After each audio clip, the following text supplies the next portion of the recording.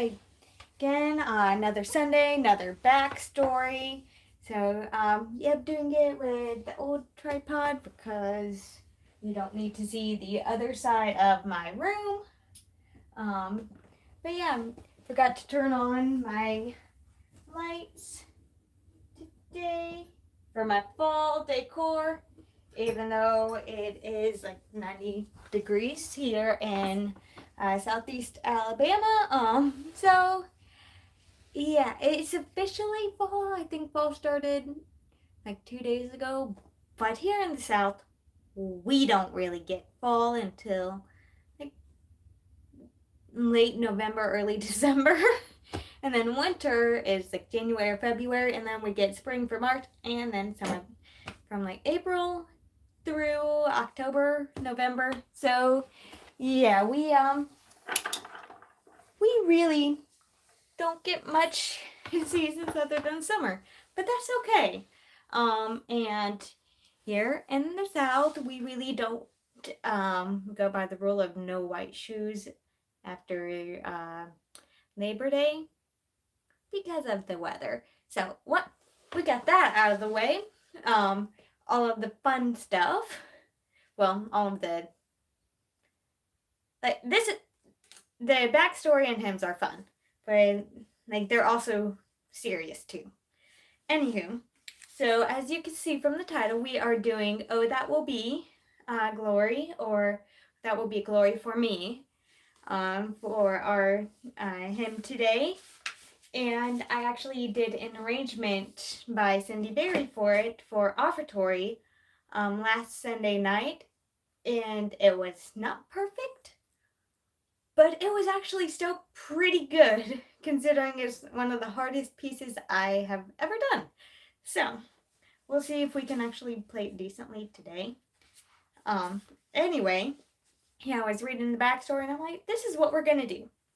And as always, for right now, next week I may use a different book, but for now I am using Then Sings My Soul by Robert J. Morgan, published by Thomas Nelson. For all of the information that I'm going to share, yeah, I just summarized the different articles and everything. But let's go ahead and get into it. So the lyrics and the music were written by Charles H. Gabriel in 1901. Growing up, he was part of a very musical family. His parents, his siblings, like they encouraged. They were very gifted with music. I wish I got some of that gift, but oh well.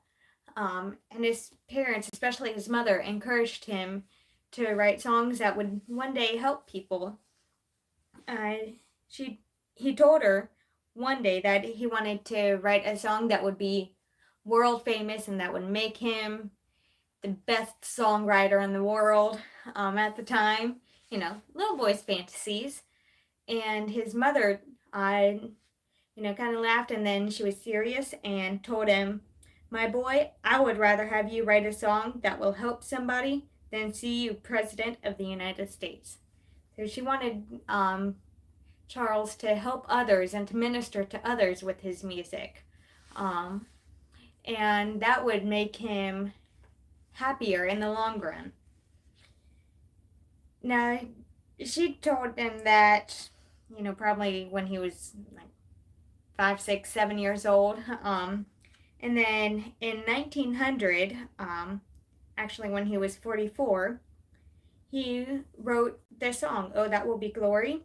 But it was inspired by a friend of his, Ed Card, who was the director of Sunshine Rescue Mission in St. Louis, Missouri, or however you want to pronounce it.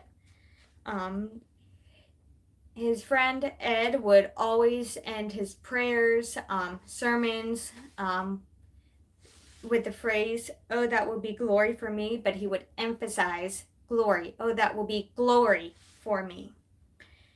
Using that expression, Gabriel wrote, "Oh, that will be glory for me."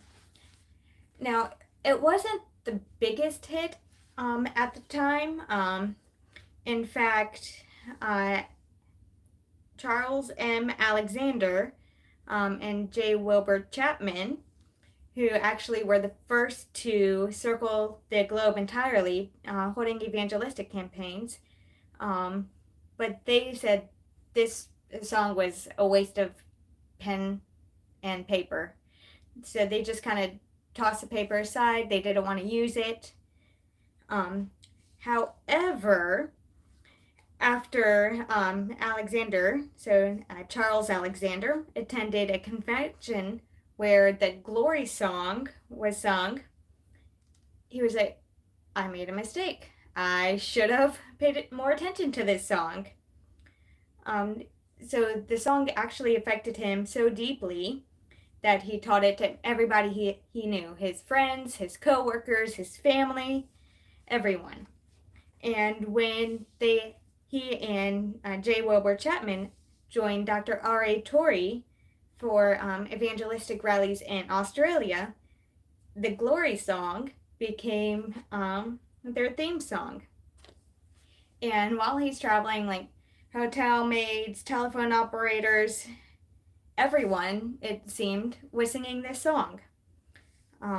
It was sung all over Great Britain, everywhere, America. Gypsy Smith started using it for his campaigns. So yeah, a song that didn't seem like it would be much help at the time has actually been sung for 122 years. And this article ends by saying, and Charles Gabriel, well, he couldn't have been happier if he had been elected President of the United States. So that's pretty neat. So yeah, we are going to attempt to play this arrangement. Like I said before, it was arranged by Cindy Berry in her book, My Savior First of All, Songs of Heaven's Promise. So let's see if I can do it better than I did for offertory last week.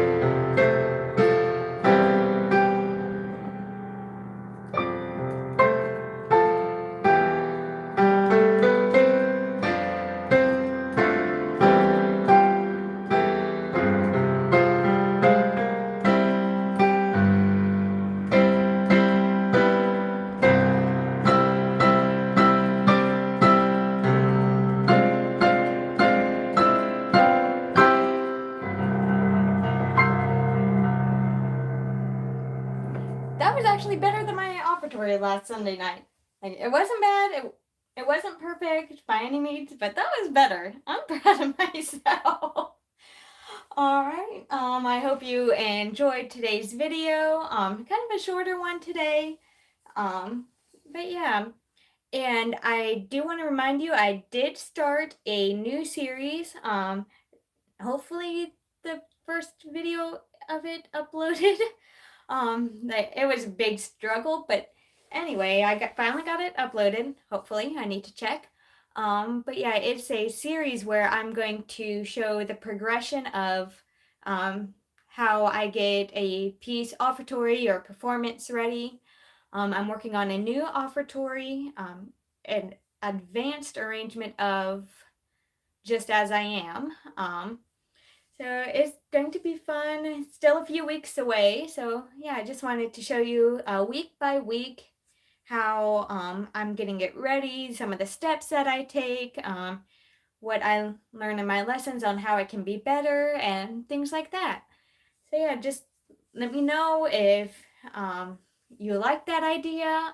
Probably still going to continue the series, but anyway, yeah, in case you never want to miss a video of mine, whether I go live or just upload a pre-recorded one, make sure you hit the subscribe button, the notification bell, comment with whatever you want me to play next or get the backstory up next. So yeah, just let me know, and I will see y'all next time. All right, bye. I am awkward.